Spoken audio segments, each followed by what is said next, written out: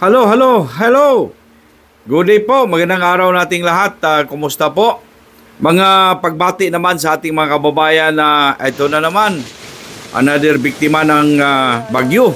Ano po, itong si Bagyong Juan. Wala pa tayong nakuhang impormasyon mga kaibigan kung ilan na talaga ang mga casualty po ba ito, mga kababayan. But one thing sure tayo na mayroong mga distraction, ano po, mga property distraction, siyempre, dahil nga po sa grabe naman ang tubig dala nito at ang bugso ng hangin po. Napakalakas, mga kababayan.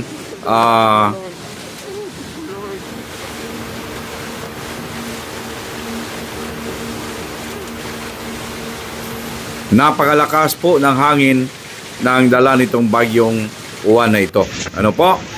Kung makikita natin mga kababayan dyan sa ating video kung gaano kalakas mga kababayan ang hangin. Kagaya nung nakaraan lamang na bagyo, grabe ano?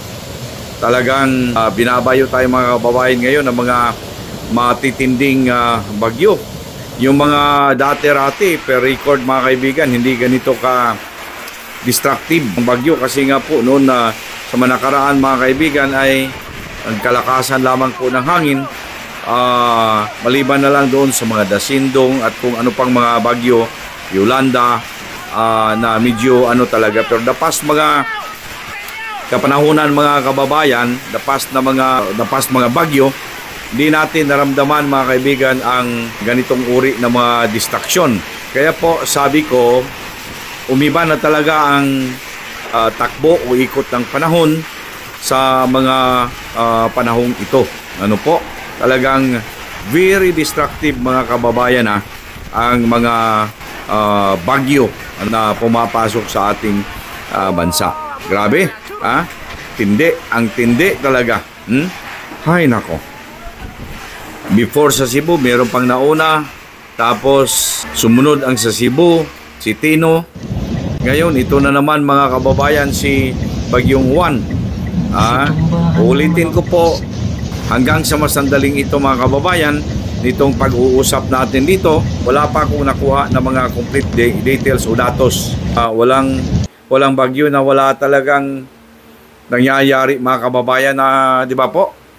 May mamamatay na talaga na ating mga kababayan, that despite naman na meron na tayong eksperyensya, ano po, na mga ganito. Lalo na sa itong the past mga bagyo, di ba? Sunod-sunod pang-tatlo na itong si Bagyong Juan eh. Yung first, meron tayo mga kababayang mga reports na may mga nadisgrasya. Ano po, may namatay. So, learning lessons na sana yun kasi ang agwat ay napakaliit lamang po. Napakaiksi, di ba po? Tapos, sumunod si Bagyong Tino. Yun, mas grabing distraction amin, di ba? Mas grabing namatay, mga kababayan. More than 100, almost 200. Meron pang mga unaccounted mga kababayan, may mga missing pa po. Di ba po? Ngayon, sumunod ilang araw lamang, ito na naman. Si Bagyong Juan, mga kaibigan. Napakalawak naman ang dala nitong yung kanyang circumference. Napakalapad ang kanyang kumbaga wingspan mga kaibigan from the center. Kaya siguro mga kaibigan na makikita natin dito na naman sa ating mga videos dito kung gaano talaga kalupit ang mga bagyo mga kaibigan natin sa ngayon. Hindi ko rin maintindihan mga isip na ating mga kababayan. Ano po? Alam naman nila na ganito na talaga ang panahon ngayon. Ako'y naaawa. Ako'y naaawa talaga sa mga kababayan natin. Kaya nga po siguro yung iba nag-ano na lang, nagsapalaran na lang. Na ayaw lumikas doon sa kanilang mga lugar kasi wala ngang mapuntahan. Paano? Pero alam mo, para bang sinusugal mo ang buhay mo sa ganitong mga pangyayari di ba? Kaya siguro sa susunod, alam natin mga kababayan, hindi na ito ang pinakainting, may mas marami pang mga ganito. Sana po hindi na, pero ito na talaga ang mga nangyayari eh. Di ba po? Sana matuto na rin tayo, at saka on the part sa ating gobyerno, yung forced evacuation, wala nang kumbaga, you have to force them out doon sa kanilang mga tinitirahan. 3 days before maglandfall, dapat talagang fall out na sila. Ano po? Forced evacuation para iwas casualties. Ano po? Pabayaan mo ng mga ari-arian tayo eh. Di ba po? Yan.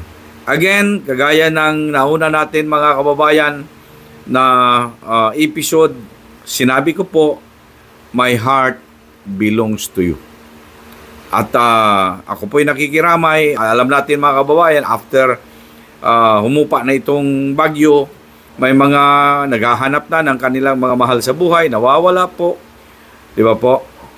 I-update ko lamang po kayo, mga kaibigan. That is why I keep on following us, mga kababayan. Pakisubscribe para lagi po kayong updated. Ano po? Alright, so much dito. Ito na naman mga kababayan. Lumabas na naman ang issue patungkol dito sa itong mga warrant of arrest mga kaibigan. Warrant of arrest na ika nga'y sinasabing in-issue daw ng International Criminal Court mga kaibigan. The past days lamang po. The past days lamang. Biglang kumalat mga kababayan ang balita na ang ating ombudsman Boying Rimulya may pinalabas na naman mga kababayan na statement na meron daw pinalabas na warrant of arrest mga kaibigan ang International Criminal Court against kay Senator Ronald Bato de la Rosa. Ito may kaugnay po doon sa kaso raw na isinampa mga kababayan. Kung matatandaan pa natin, kasama ito doon sa mga charges na sinarge kay former President Rodrigo Tatay Digong Duterte. Naging mainit na usapin ito ngayon mga kababayan dito sa ating bansa, ano po, sa Pinas. Because ang daming nagtanong, bakit po ang ombudsman na naman ang unang nagpalabas mga kababayan ng istorya na ito? Nung siya ang DOJ Secretary mga kababayan, siya din ang unang naglabas ng istorya patungkol sa warrant of arrest laban kay former President Rodrigo Duterte. Kaya po dito mga kaibigan, ang daming nag-iisip ngayon eh. Ano ba talaga mga kaibigan? Now, sabihin na natin, may warrant of arrest nga for purposes of discussion. Totoong meron. Ang tanong, ano ngayon ang stand ng ating pamahalaan? Di ba po? Ng ating gobyerno. Kaya nga po nagkaroon ng matinding reaksyon at tuluyan na tayong we are divided now.